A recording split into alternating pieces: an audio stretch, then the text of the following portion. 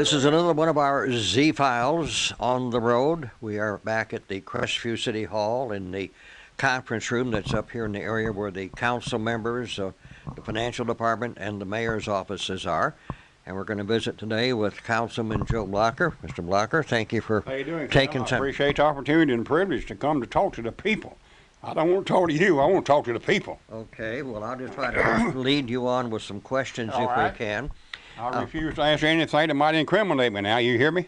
Well, you've been watching too much was that stuff from Washington, D.C. Well, I'm ready. When you're ready, let's do what we need to do. Right. Well, of course, the topic that is what we're discussing right now is the fact that the City Council has named a committee, a charter review committee, which is 7 people. Each council member, the mayor, and the clerk each name somebody, and they will review that city charter. And again, I will throw it up on the screen for a few seconds, and all that will show you is the title page. And if you really want to read the entire charter, if you get the Z-Files newsletter, there'll always be a link. That first page is going to be on it to this whole series, and you can push a button and you get a PDF. It'll take you to the city website.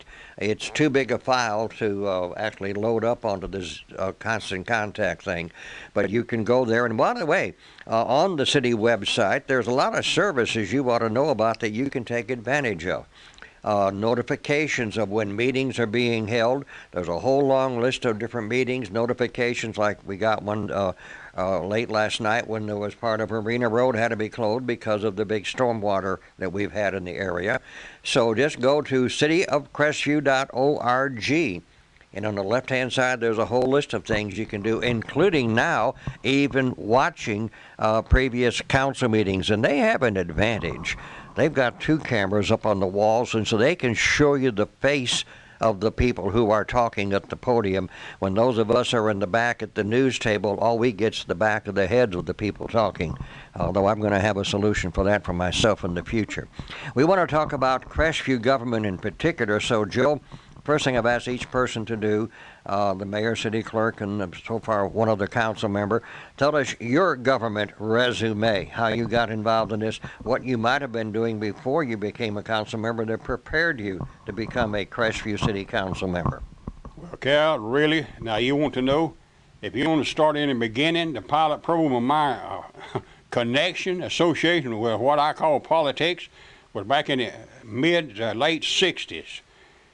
So many guys, I called them politics back then, they'd come out to my dad's farm and want to shoot birds. My dad raised a lot of birds. So candidates, they understood, and when a person could have an opportunity to go meet people and draw other people in, if they was a farmer, that would allow that, he did, and my dad did. So that's where I first met what Daddy called them politicians. Okay. And from that standpoint, my involvement, really for the next probably 6 to 10 years, I was one of them people that did all the cooking on the fish fries. Okay. To bring the people in, and you got to feed a person to bring them in. Mm-hmm. So I indoctrinated myself very much on that thing, and then dealing with that. And then, of course, I know you are aware of the things. Then what my dad, he always, as many others, especially farmers, listened to a news commentator that we had here by the name of Cooter Douglas. Yep. And buddy, my dad would park his tractor or his mule and plow. When it come time for Cooter Douglas to be on the radio, he'd go to the radio. Everybody else would. And Cooter had a name for them politicians, the possum and polecat crowd in Tallahassee. So from that standpoint, that's basically, so I wet my whistle on politics. And Dad said, now let me tell you, son, don't believe all you hear from them. I understood that, and I accepted that of this thing. So that's where I began interest. Then through my vocation, which I'm involved, commercial construction. Then in my dealings in development, major multi-million-dollar projects and everything, you always are working with city, county, state, federal agencies through the government. So I decided, hey, I better indoctrinate myself and learn a little bit about the government system. So I did, and that was my interest. So I went from there. Then in 2011, I retired And many people for the last 25 years have been asking me, Joe Blocker, why don't you get involved with our city government? I made that statement then. I make that statement today. I said, when I do have sufficient time to devote my time to the things that I think that needs to be done in government, I'll consider it. Well, I did in 2011.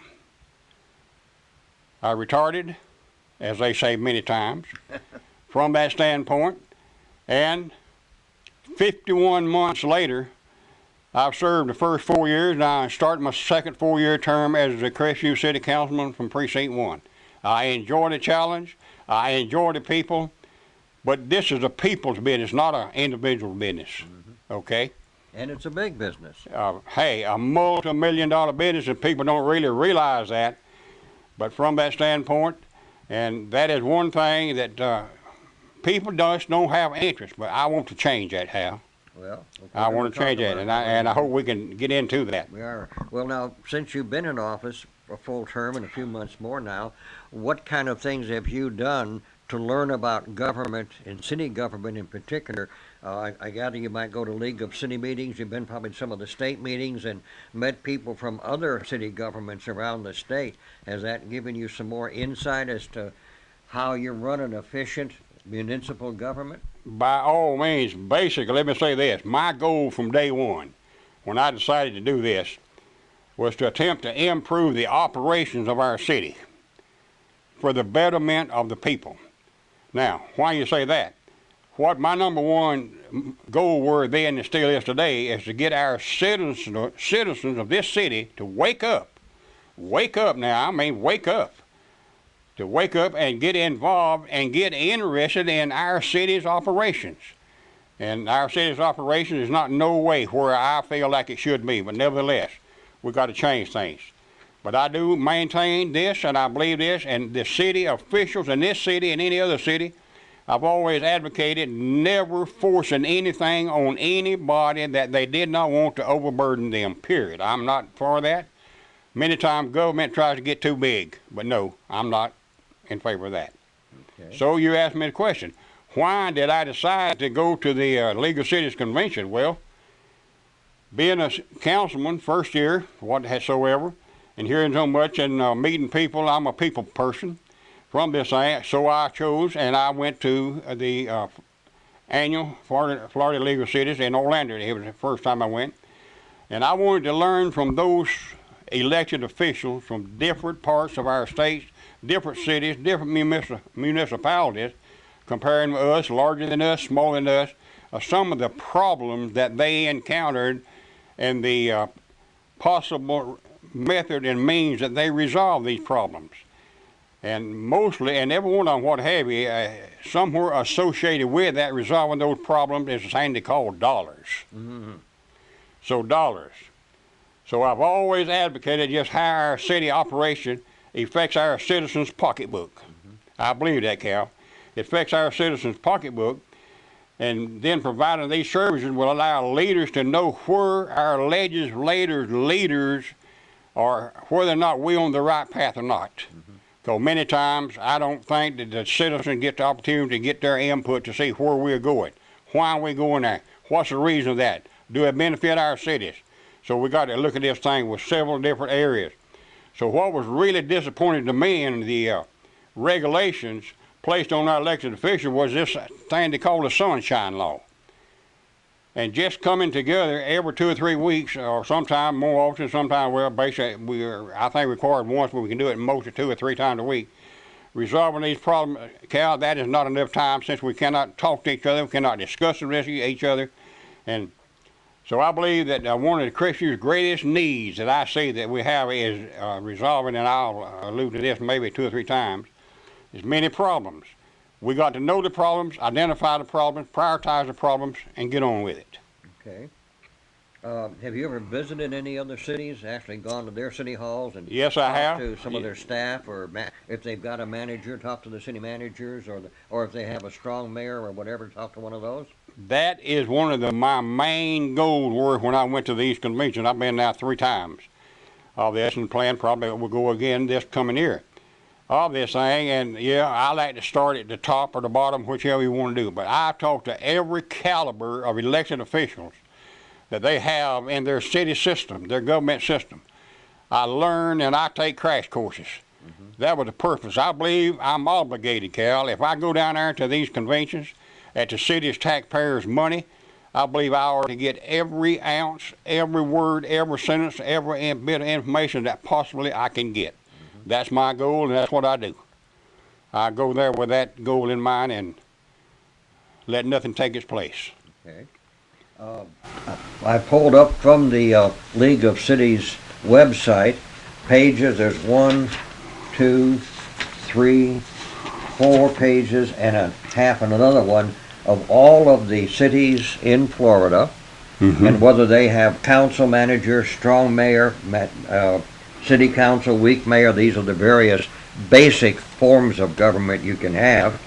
And each of these interviews that I've done with the council members and the mayor and the city clerk, I have shown and we've talked about, and I put this up and it'll go out on the screen full size on the video version. If you're listening on radio, you just kind of got to imagine that I'm showing a piece of paper here with pictures on it. But this one is the current form of city government, and Crestview's, although the League of Cities calls Crestview a weak mayor, I think there's some others they call hybrid, and I'm almost going to think that ours is like hybrid, because in Crestview, for a long time in the charter, the mayor does supervise 2 of the important departments of the city, which is public safety, fire department, police department, and we talked with Mayor Cato about that recently.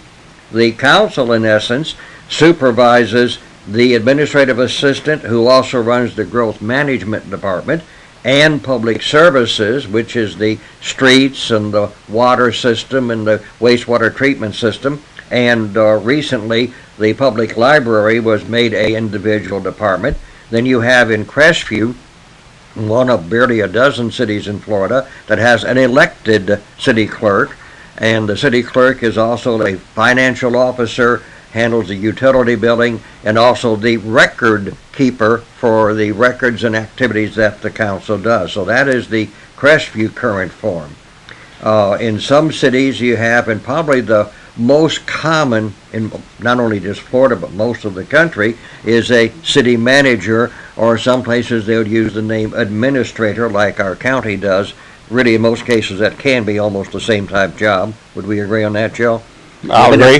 By all means, basically, yes. I think administrator people have gone to, because it sounds less mean than a manager name does, I guess, to some people. Whatever. City managers report to the city council.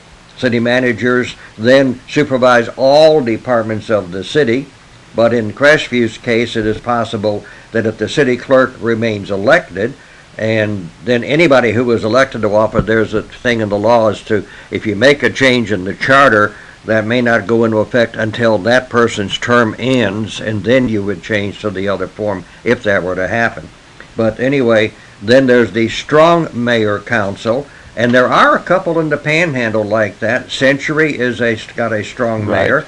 I think Freeport does. None of the bigger cities. Freeport has a strong mayor type of government, and but there are probably less than 25 strong mayor governments, I think, when I counted this up in Florida. Pensacola is the closest to us that does do that, and they have a council who approves the budget, does ordinances and things like that, and then they have a mayor who then has staff, administrative staff, and looks after and manages all departments with just about the same authority that a city manager would have. And so I gather you've talked to people from all of these forms of government. Yes, I have. Yes, I have. Has any one of them convinced you that theirs is the best way for them or for the state or for Not any town? whatsoever, no. I've had many, well, let me say this, Cal, let me back up just a minute. So I made double time on a little bit of this thing here, but I've been asked many, many times of my thoughts on changing our form of government. All right?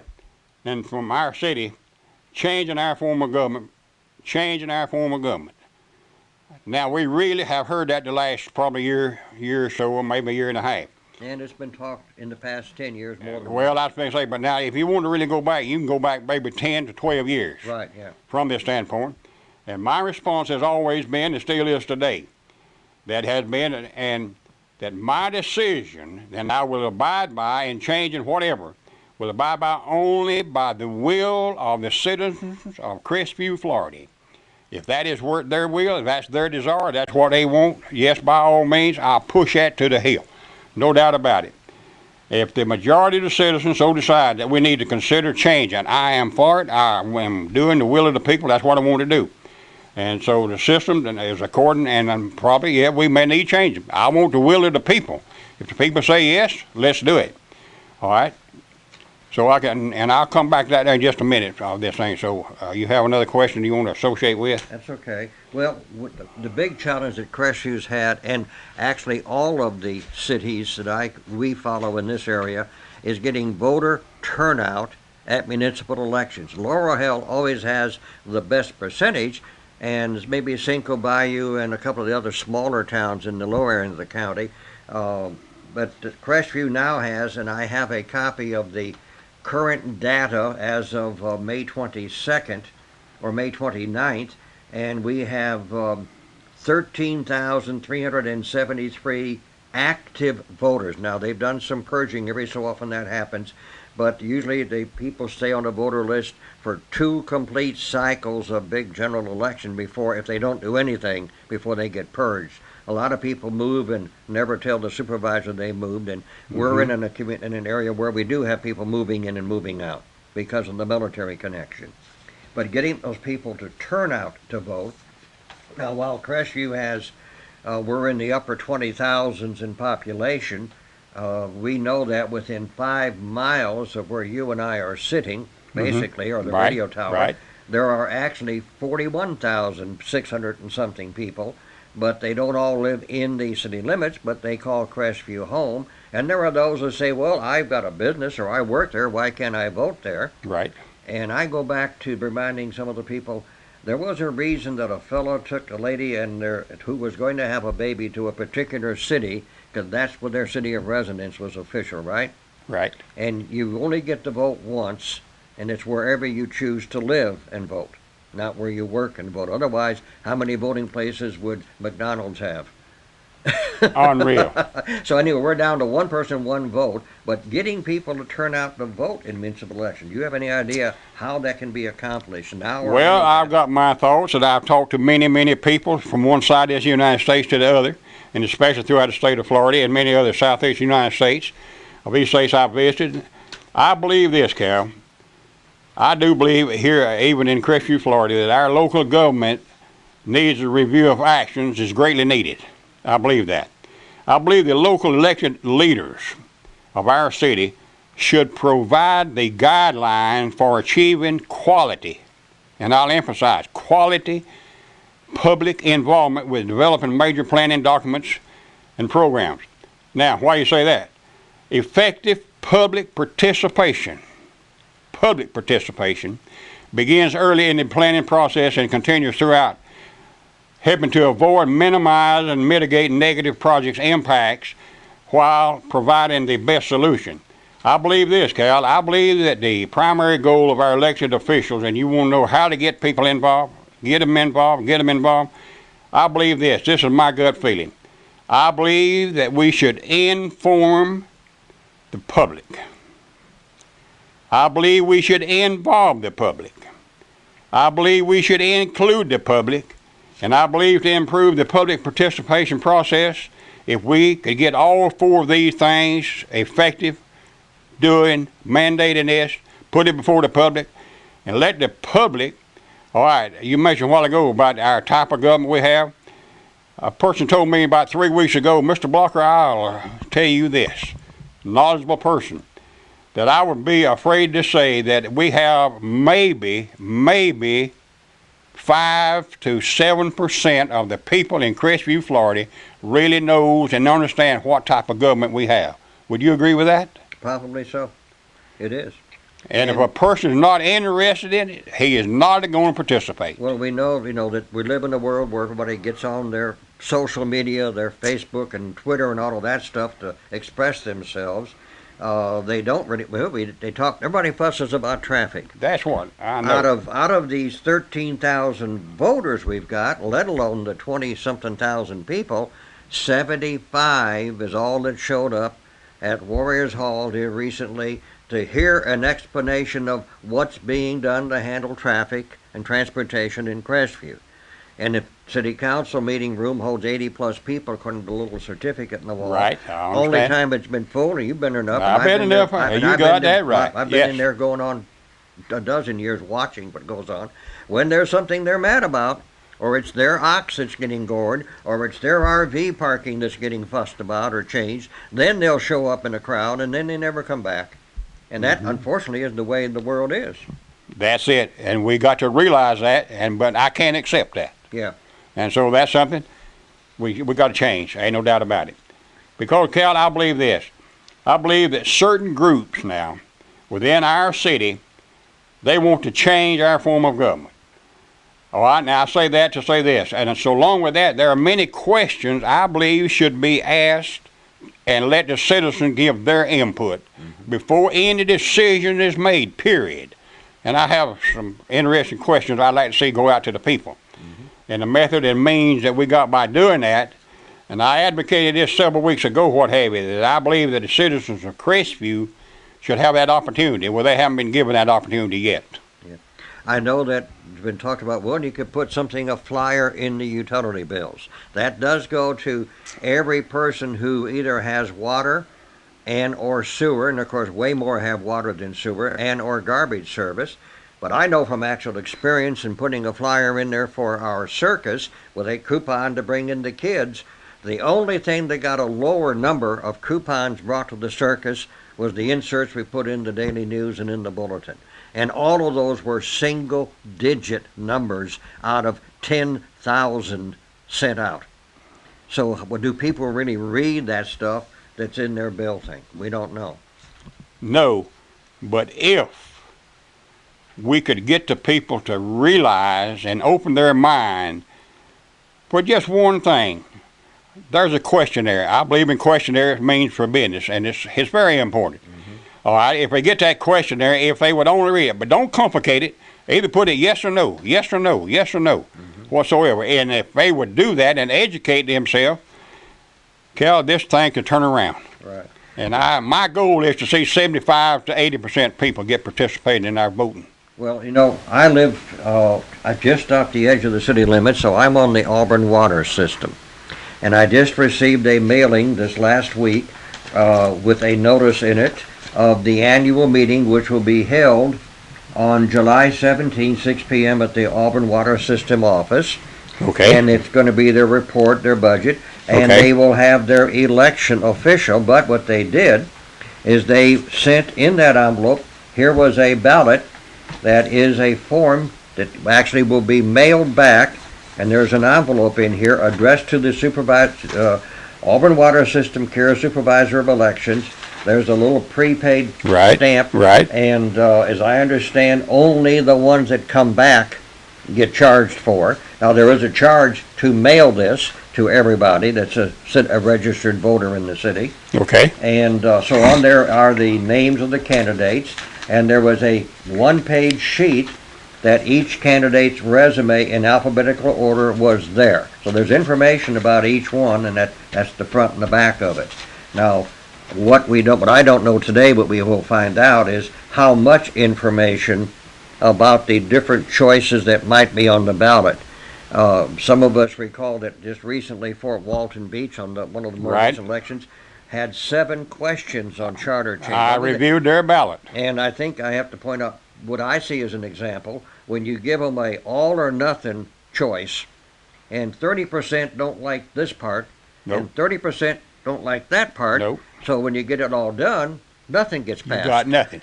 If you say, do you want to do this, or do this, or do this, and you give them and that's all got to be worked out in the legal side. That's exactly right. And it all right. depends on what the charter committee comes back and recommends. And then you, the council members, will decide.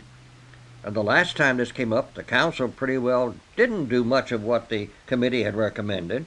And that particular council group of people did. And but whatever, once it goes through the committee, I think you've given them a 90-day window to try to get you a, here's what we think ought to be done. And it's going to be what they'll do in bringing in people to talk to them. The last one, and I remember many of those meetings, you talk about people involvement. There were a lot of those. It was a few people on staff, the 7 members of the committee, and me. And I mean, some of the other media did not even show up. They got so bored by what was happening. So maybe we can get more of them turned out. That's my goal this time. That's where we are today on that specific reason. But I have got ideas. I've talked to many other people, very knowledgeable people, and I would like to see this happen to our city, that this, well, if you want to call it a survey, whatever you condense it, but I would like to see that go out to our 1,300 or 1,400 vote, or well, our water, let me just say our water customers. Yeah. And we had, didn't you have a figure there a while ago, how many water customers we had? I don't know that number, but I know that's around, it's around 10,000. Because there you've got 1 meter, but there may be 2, 3, or 4 voters. That's right. But I think it's 13,000 something, 13 or 14,000 anyhow. Yeah. But I would love to see a survey go out with that, and I have given some people some questions. And I thought when I left this room here one day several weeks ago that is what was going to happen. But I found out it fell through the crack, and other meetings of mine changed the whole scenario. Yeah.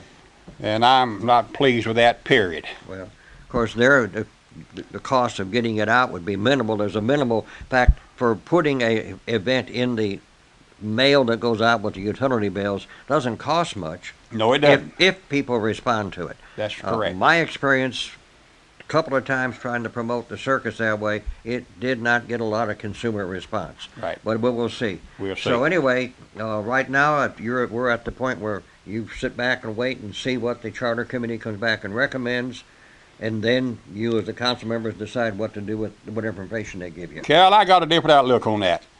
I believe that our citizens, as I said earlier, I believe that our citizens ought to be informed, they ought to be involved, they ought to include our public opinion from our citizens prior to this, our charter committee makes their decision and makes their suggestion before it comes back to us. Well, I believe the citizens ought to have that right to do that. Well, right now you need to tell those citizens, show up at those meetings the charter committee holds for the next 90 days. And that's what I begged, I peering hard down, begged, but then, Cal, they tell me that there is just a very smaller percentage of the people in excess of 50 years old has no concept of our news media today, our electronic age, and they're obsolete and they're left out. Well, 93% of all Americans listen to radio every week. And that's what I think say. I understand 90-some% of that age group listen to radio. Of the entire age groups, all of it. Oh, in general. I mean from teenagers to hundreds. Right. But anyway, we're wrapping up our time here on this edition of the Z-Files with Councilman Joe Blocker. Joe, there's a lot more we can talk about. I know there'll be so public much. meetings coming up in the future. The Yep. main thing is getting you, the people, that's why we're doing these interviews, why we give this airtime. This is Z-Files program number 441. Divide that by 52 a year. You can see we've been on here doing this since 2009. Our goal right now is to get you interested, get you to reading about it, asking questions. The quickest thing is show up at council meetings, show up at the charter committee meetings. Those will be posted on the website. We'll be announcing them on the radio, where they are, when they are. So there's your first chance to have some input. I'll agree with that. Like I said earlier, Cal, my goal for our city has been from day one since I became a city councilman. Learn what the citizens of our city desires in leadership first. I believe that should be done. Just how far the role of government should go with the people by not overburdening, as I said earlier, those residents. I also believe that getting the entire population involvement, working together in all operations of our city, especially those many businesses and property owners using our city services and not paying their fair taxes. That goes against me now. I believe everybody ought to be, well, compelled, if they use our services, they ought to pay our taxes. Right. I believe that. I also agree, then I think that we need to revisit our current ordinance, several of our ordinances, our resolution about it. We need to revisit that. I also believe that we need to enlarge our recreation facilities with additional courts, diamonds, areas, and necessary facilities, not only for the youth, but especially our senior citizens, all of our citizens. I also believe that we can and we should be bringing into our city surrounding area businesses and developments that will provide employment for our residents, especially our retail. I think that's one of the greatest needs in our city is our retail. I'm tired of seeing people calling me and begging me, Mr. Joe, why did I have to go to Pensacola, Fort Wall, and Destin to buy? Why can't y'all people do something? I want to educate these people, and if we educate them, we'll see a change. And I also, let me say, last and foremost, I mentioned just a few moments a little bit earlier, last and probably the most important, I believe, at present time, Cal, is completely addressing our roadways here around our city. And I was just informed here in the last few weeks, reason that with the Department of Transportation, the statement was made with a person that I have confidence in believing that he knew what he was talking about. He said there is no shortage of funding for approved transportation needs. And here's what really floored me, Cal. He said, I tell you, Mr. Blocker, I have an eyewitness, and I can get you several people that several years ago, when DOT was here in our area, some of our city leaders, county leaders, state leaders told DOT, we don't need you. Recreation a while ago. Yes. And now we're in this portion of our Z files that is extended beyond the radio broadcast, but it's still on the video that's on YouTube and on my Facebook channel. And I'm going to show a picture that I showed you before. Yeah. And this will be coming up on the screen for you folks there.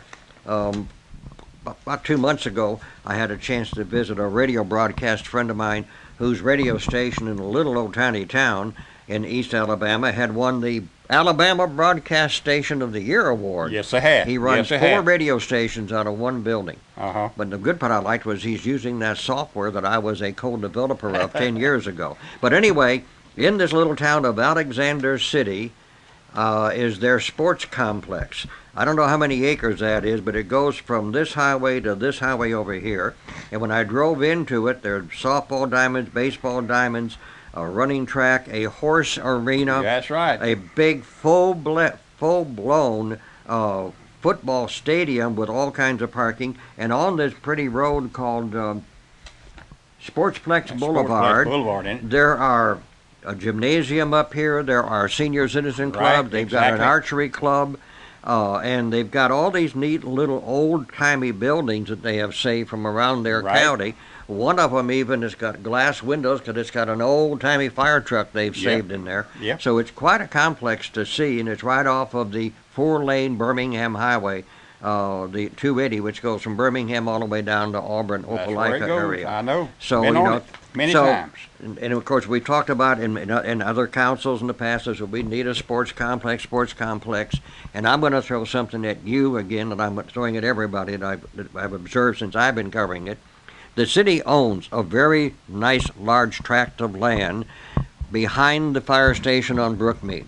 I'll agree. And I remember several years ago, there was some discussion of the city swapping that land with the county. They were talking about, that's when they were looking for property for the 2 schools they built down on Redstone. Did much research on that. And there was an appraisal on it. Yes. And I remember an attorney who owns some land that's now being developed, when they came up with a price, and it never worked out between the city and the county. I remember that attorney saying, I'll write a check for that much right now and buy it. Yes. Well, there were some people in that meeting also later talking about a lease purchase plan for the Brookmead Fire Station. That's correct. And so I talked with those developers who do that. I said, if somebody were going to lease that whole chunk of land back there, how much kind of money could it earn every year if you leased it to a developer for 99 years, and they could build, what a place to build a complex of medical buildings. Sport complex. Well, it's not big enough for sports complex, but in the width in there. Well, but here's a better way to do it. Okay, go ahead. That land could produce about $2 million every 10 years times 10. In revenue. And you could pledge that revenue, and you could hold a mortgage on the building that somebody else built on that land for you. And since that land is down below, you've already got a place for a basement parking Underground garage basement. and parking all around it for Yep. medical. And there's little pieces individually of medical stuff. Exactly. And that hospital is going to expand as our population Yes, does. it is. Yes, it is. So, that sounds to me like it could be $20 million over 100 years that you could get pledged against. How much recreation could you build with that? And I think that is very feasible, and that's possible through the CRA system. Right. Well, So you'd have to do a new one down there. that could be a new area of our CRA, but that is possible. Right. And the bottom line is you could sell it for 2, That's exactly or right. you could lease it for 20. But that would be, I mean, you could bring in the buckets of revenue. So that's just a thing to think about. That is. Folks. I've been on that thing for 3 years now. Right. Now I'm going to show you one more thing. Now, first of all, as we're doing these interviews every day, I come down Mason Street and Wilson Street. There's more and more steel going up on that big building. Did anybody ever really imagine how big that courthouse is going to be in the impressive position up there at Highway 90 and 85 in the north end of Main Street? Cal, as I said earlier, and through my vocation, my background, I have built infrastructures that's 5, 6, and 7 times the size of that building. So you hadn't saw no steel there. Yeah. We got the potential right here. Yeah. But they could be that red iron around many areas of our city. Right. And I'd like to see that. Now here's a building that I've showed this before, and this will pop up on your That's screen, awesome, folks. people. And you know where this is. I know where this is. But I bet you haven't been up there since No, that's I been haven't. built. No. In Kennesaw, Georgia, just a little bit north of the new Brave Stadium. That's how right. I wound up there last month. Mhm. I was driving up Old Highway 41, Know which is exactly. on the Been on it west many side, times. just a little bit west of 75. Of course, that's the highway that we traveled on when we were young. Yes, indeed. I'm over. And there's so a much. building down there that's doing what we can do in Crestview, an old building, people living upstairs, and you can see they got the laundry on the balcony. Lots of similarity to our area. Right. But right down the street from that building is this building, and this development is over 250 apartments, 660 parking spaces in a parking But garage. that's not the icing yet. No, and that one sits on about 7.5 acres. 7.5 acres, I believe it is. And then when you look on the Oh, I- inside of look there. that That's the complex, icing right there. wow, that's inside those apartments that are like boxed around that courtyard with the pool, the gazebo, and everything there. And then just last month, while I was up there, I was doing some research actually on the internet, and they had just announced a new 38 townhome community at Depot Park. Now I'm also going to try to interview the people involved. Depot Park they had a railroad depot that had been there since the Civil War. Right. And exactly. it had fallen in bad disrepair. Yes. And through their CRA program, they took Right. $150,000, rebuilt that whole depot area, but they made a park out of it, even with an under the street tunnel to That's get from a correct. parking That's area to correct. it. And right across from that Depot Park is being built, just announced, the terraces at Depot Park That's right. on 2.8 acres. I noticed the council voted 5-0 5-0. to approve it. Yes, sir. And Mayor Easterling up there said this fits within the city's Livable Centers initiative, adding more residential density downtown. You need to visit him. I intend to interview him, and I'm gonna. But anyway, and this connects to their pedestrian underpass and everything to walkable downtown businesses. Oh my God. And these townhomes are 3 stories, 1,900 square feet of living space, 2-car rear-loaded garages, terraces overlooking The Depot Park. Yes. Overlooking the park, and they're going to sell from $230,000 to $250,000 each, They'll sail overnight. and that's going to be good residential real estate Yes, tax. it is. It is. You know, that's commercial Revenue. property. No ad valorem. No, they will have ad valorem. They're going to They be probably will, They'll Cal. be- Yeah, but that will still, be. They Yeah. will be added to it. So Yes. other communities and people have told me about other places I need to go visit and see where other towns are doing something similar. And I just believe that within 5 years, I think something like this could be somewhere in adjacent to downtown. And you folks, before long, you've got the ordinance for the final zoning change to this Correct. mixed-use development, which will provide for living spaces for 3,000 more people That's correct. That's within correct. the commercial area of the Crestview. And hopefully that'll get. I think that'll get a 5-0 vote. I predict. if the people will get a hold of it. Yes. And you tell us what to do. What do you want? We Right. want stuff like this. Right. But now if the citizens, I believe they'll accept something like this. Well, we can bring people to town That's- like other cities are doing. Why do all these good people still come to our city? Right. Wants to come here, raise their family here. For it's who we are. Right. Well, I know where a good chunk of those apartments would immediately be gobbled up by the folks who are coming here to FAMU and the next college that's going to be coming here. There's the need for residential right in the core downtown. Desperately need. And that brings the people to shop and go out for entertainment and eating. Desperately needed, Cal. We got to make it happen. Well, we'll see what we can I do. want to be part of that team that makes it happen too. Well, you've got almost 4 years to keep working on it. Right, exactly. I intend to do that. People will need your help. Come, get involved. Come to the meetings that we talk about. Get involved. You can watch some of them on your computer now if you want to. But And- you better, if you want to have some say-so, in the next couple of months, come attend the meetings of that charter committee, attend council meetings, and let the council members and that charter committee know what you're thinking, because that's exactly a right. factor of That's what actually exactly right. happens. Because, Crestview's a $35 million a year business, basically, give or take from year. It goes up and down depending on bond issues some In years. 10 to 15 years, it can be a $80 or $100 million. Right. And you work for some big businesses. You got that right. Yes, indeed. Now, in those big businesses, what would it be like if all of your major people could not talk to each other but once a month or twice a month to do business? There wouldn't be no business. Without somebody kind of keeping track of what all is They going on. they and they wouldn't running be it. no business, Cal. No, that is not going to happen. So we'll But see this what is, go ahead. I'm sorry. we'll see what happens in the future. People, get involved. Tell us. Come work with us.